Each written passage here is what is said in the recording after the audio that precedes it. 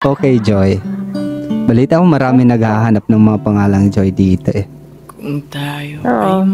Kasi sila daw yung makakapagbigay ng ligaya sa mga malulungkot na araw nila. Oo. Siyempre, ang mga pangalan ng Joy, nagbibigay ng joy. Kasi wala na siya ng joy. Akala ko puhunan yun. Gusto ko marinig yung, yung slogan ko. Yung slogan, ito. Oo, na yung pangalan ko. Ako si Joy. Isang patak, walang katulad.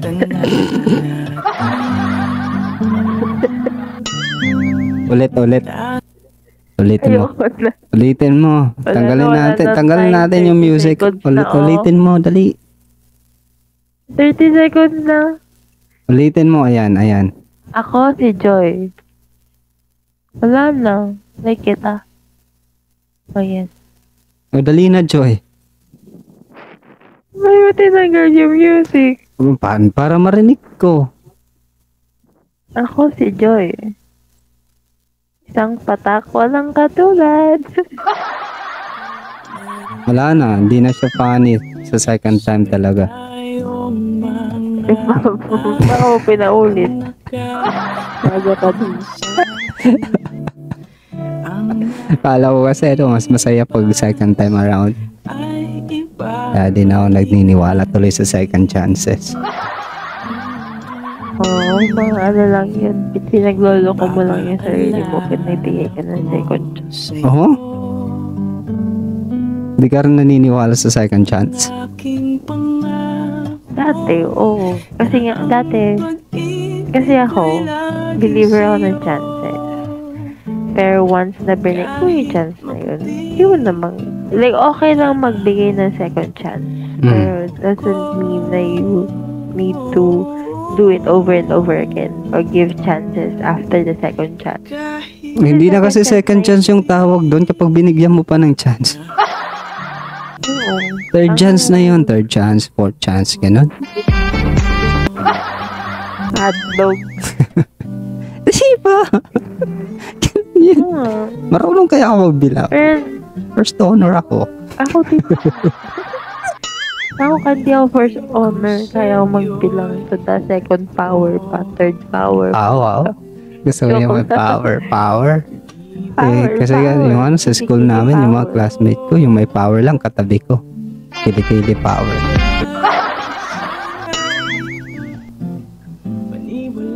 Tapos? Feeling ko nasa radio. Hello. Anong kinihilo mo?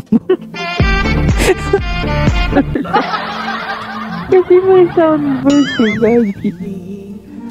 Ano hinihilo mo, YouTube? Hello, YouTube. Na gusto mo mapunta ng YouTube? Wala. Ha? Hindi. Ayoko pong sumikat. Ayoko sumikat. Baka ma-inlove lahat sa mga boses ko, di ba? Grabe ba? Yung nagtago na sa baul, ganun. Grabe. Huwag kang magtago sa baul, Joy. Hindi ka man namin marinig. Hello? Oh, ayan. Pwede naman pala lumabas yung buong ulo. Ba't pinasok mo buong ulo mo't katawan?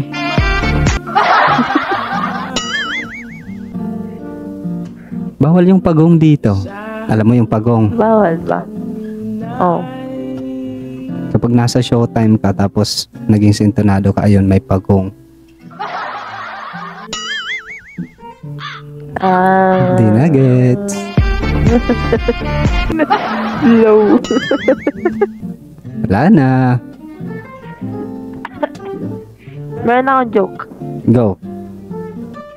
Kaso mo, Huwag kang tumawa. Mamaya ka na magtumawa pagkatapos ng joke. Di nakakatawa yan pag tumawa ka agad. Pag di ako tumawa, may soundboard dito. May kwento muna ako. Okay, sige. May kwento ako bago yung joke. Sige, Joy. Go. So, in the land of Zootopia. Okay. May isang baka. nagising. Wait lang, di ka namin marinig. Ano? Sa land Kaya saan? namin ayoko nga. Sa land ng Sa land ng Zootopia? Yeah, Zootopia. Yung mga alam mo yun, Mga hayop sila. mga hayop sila. Sa land ng Zootopia, Ex ko lang. tuloy mo. Okay, sa land ng Zootopia, may isang baka. Nagising siya. Late siya nagising. Tapos, may work siya. Late siya nagising. So, nagmamadali siya. Kasi ayaw niya maubutan ng rush hour. Okay. Tapos, mas matatawa. Wala pa ngayong joke. Tapos, Gusto mo ng take to? Kung kanina ka patawa ng tao. Hindi, tuloy ko to. Oh. Tapos ayun, nagmadali na siya. Sumakay na siya sa kotse niya. Pero ayun, naabutan pa rin siya ng rush hour. Kasi late nga siya nagising. Nag-drive siya. Traffic. Ganyan. Tapos, lahat ng mga tao doon, like, inis na din. Tapos, naiinis na din siya. So, eto tanong ko. Wait lang, kala ko ba joke to? Ba't may pa-quiz? Ito nga yung tanong. Hindi ako prepared. Joke. Dapat nag-take note ako eh. Ito joke ko. Ito Okay. tanong ko. So, diba nga traffic, tas nainis na siya. Ano ginawa nung baka? Ha? Anong joke doon? Hindi tatawa. Ano ginawa ng Inaantay baka? ko yung Tanungin joke na mo. tatawa ako. Wait Ang putik na.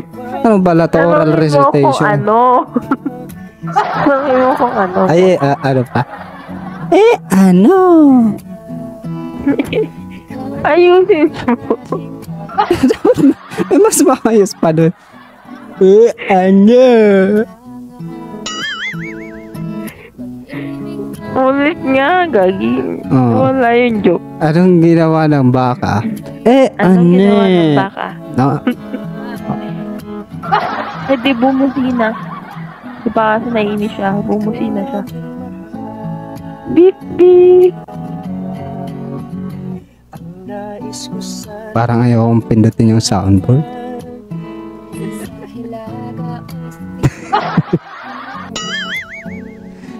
Sabi ko sa'yo, huwag ka tumatawa eh. Ako na lang magkukwento sa'yo. Ang pangit mo magkwento naman. Ganito, kwentuhan kita. Ready ka na ba, Joy? Since yung kwento mo is Ready. tungkol sa kalsada, no, at nagdra-drive. May province ka ba? May? Probinsya, like, do you have, or, Oo, South Cotabato. sa South Cotabato? Liblib ba yun, or somewhere na in the city? May liblib naman. Depende sa part. Alam mo yung liblib? Oo. Yun yung kapag overwork ka na sa trabaho, kailangan mo ng liblib. So, di na naman na gets. Wala na. Hindi, ang quarantine. Anyway, ito na yung kwento. Ito. Tawa na naman. Kaya ka na tumawa. Hindi ko daw nag-get yung pangit ng joke. Tapos ako ang pangit na rin. Tawa naman. Tawa ko yung sinabi mo, hindi ko get. Ito na. Ito, real story to. Since nagkwento ka sa sa kalsada at nagdra-drive na baka. Ito totoong tao. Kasi dito sa amin, probinsya, yung highway dito, alam mo yung sa probinsya, yung mga gildang highway, may mga bahay sa gilid. Diba? Uso yun. Ewan ko kung uso or nakasanayan yung ganun. So, ako nagdra-drive. Nagdra-drive ako. Kasi, siguro mga 5 p.m. na to. Ng hapon. Papunta ako, yung mga travel ko. Nakakatakot yun. Medyo, pero ano, parang ganun, pero hindi naman talagang nakakatakot. So, mga 5 p.m. na noon, lalabas ko ng work kasi nasa city yung work. Then, pauwi na ako dun sa amin. Mga 1 hour din yung travel noon eh. So, ako, drive gamit yung motor.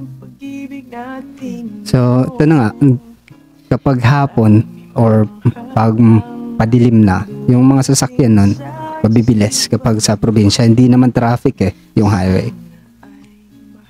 So, nung time na yon, nag-overtake ako sa isang bus. Binusinahan ko pa siya. Sabi ko mag-overtake. Alam mo yun yung blink-blink ng high and low ng light. Yung ganun. Tapos signal light ka ng left kasi gusto mo mag-overtake. Ang bagal kasi. So, hindi ko naman alam kung saan biyahe or saan papunta yung bus na yon. Doon ko na lang nalaman nung nasa gitna na ako ng bus kasi straight road naman siya eh. Napagtingin ko, travel pala to papunta probinsya galing Manila. So, dumiretso pa rin ako. Siyempre, nagmamadali ako. Uwi na yung katawang lupa ko eh, di ba? Tapos ayun, mga siguro nasa 60 ata yung takbo ng motor ko. And then, nag-beep ako sa kanya tapos dumiretso pa rin ako. Pagka after ng isang curve, dito na naman yung bus, mas mabilis pa siya sa akin. Binubusinahan din niya ako ng sobrang lakas. Like, tinignan ako sa side mirror, talagang bilis. Okay, pinauna ko na rin siya kasi ayoko naman makipagkarera, di ba? Ang samaan sa kalsada. Uuwi na nga lang, madidisgrasya ka pa. So, ayun. Nung time na papunta na sa isang blind curve talaga siya. Yung curve na yon is pa-right. Yeah, pa-right nga. Tapos, alam ko kasi may malapit na barangay dun eh. Dun sa curve na yon. Kasi yung curve na yon, before ng curve may school. Kaya dapat nag-slow down lahat ng mga sasakyan doon. Eh, hapon niya. Bilis yung sasakyan na yon, padilim na rin. So, ang bilis talaga ng bus. Nung pag-curve niya, boom, may nasagasaan. Pero ito yung kwento ng nasagasaan. May isang mag-ina na nakatira dito sa probinsya namin. Yung bahay nila nasa gilid ng highway nung time na yon.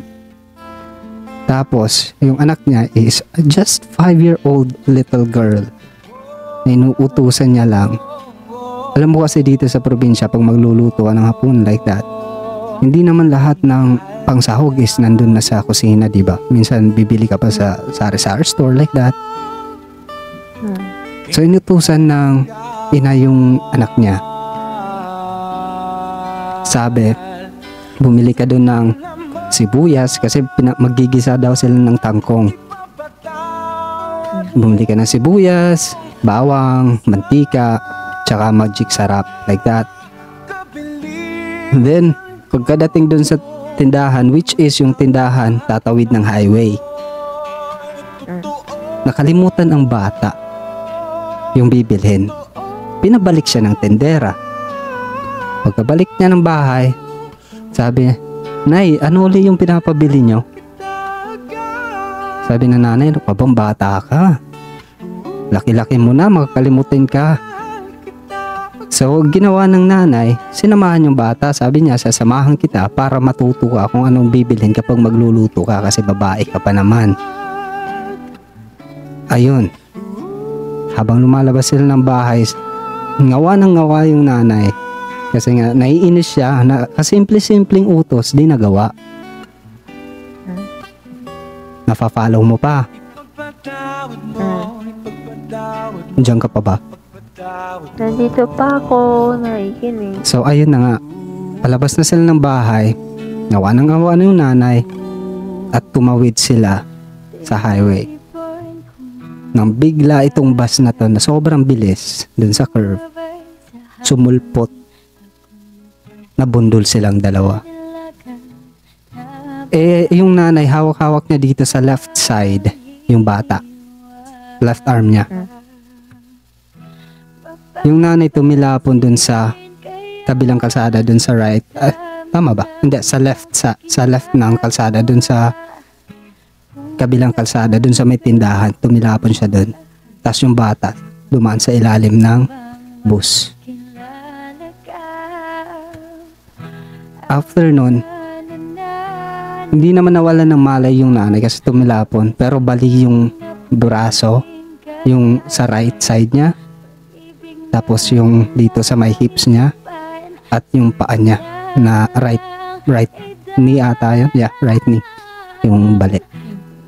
So, inahatak niya yung sarili niya, parang gumagapang. Sobrang, hindi siya makatayo eh. Tapos nakita niya yung anak niya na nandun sa likod ng bus kasi yung bus napapreno ng biglaan. At ito pa yung ginawang visit na bus na to. Umatras. Kasi pag driver ka, mas mura yung babayaran mo kapag namatay yung na-aksidente mo kaysa magpa-hospital bills ka pa. Shoulder pa ng kumpanya. Nasa around, nung time na yun, nasabi ng investigador, ganun daw kasi talaga kasi nasa around 60,000 babayaran pag buhay daw yung nawala. Pero pag nag-hospital bills ka pa at nagkaso pa yan, mga more than $200 at 200 pesos, 1,000 pesos. So yung bus, nag-akmang aatras. At inatrasan niya yung bata. Habang yung nanay nandun na sa, malapit na sa kalagitnaan ng kalsada kasi ako papalapit na eh. Nakikita ko na talaga. Habang yung gumagapang pa rin. Yung alam mo yung mga tao maglalabasan pa lang kasi may narinig sila malakas na bundol. Yung ganun. Ito talaga yung ano. Yung sad part doon is napasigaw yung nanay. Sinagasaan yung bata, yung anak niya. As in, pisak na pisak. Sabi ng sigaw ng nanay, meow.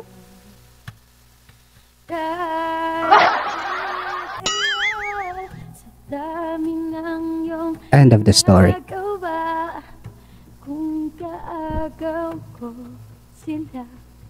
Gets mo na? Kuy Joy. Ano? Nagets mo? Oh. Meow. Pusa. Yep. Anak ng pusa yan.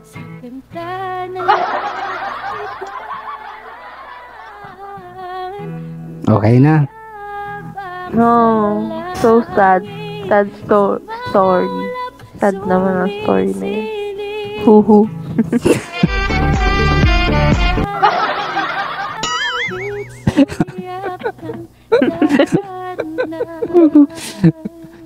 Sabi ko, alam mo, kanina ako pa nakukutoban na ay nako. May something dito. Parang hindi na totoo, masyadong fabricated yung story. Hindi nga totoo talaga yan. Pero hindi siya pusa. Naging meow. Hindi siya pusa. Just to make it more or less tragic, ganun. Sabi naman yun. Yung mga ganun ka.